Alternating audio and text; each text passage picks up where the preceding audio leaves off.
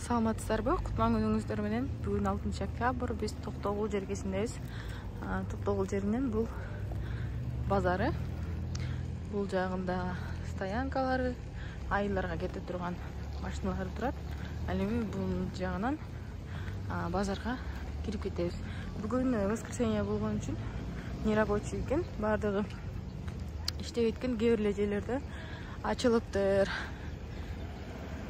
6 күнгө чейин иштешет экен. Ал эми дем алыш воскресенье күнү 7 күн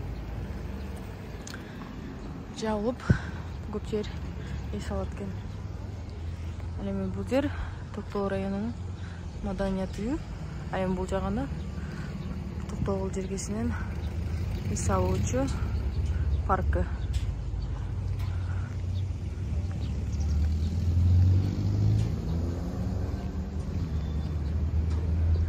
Азыр базардын ичине да кирип чыктык. Базардын ичи жабык экен.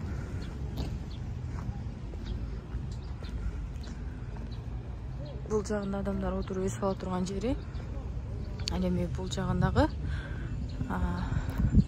мектеп, менин билишимче, Жомарт Бөкөнбаев атындагы мектеп.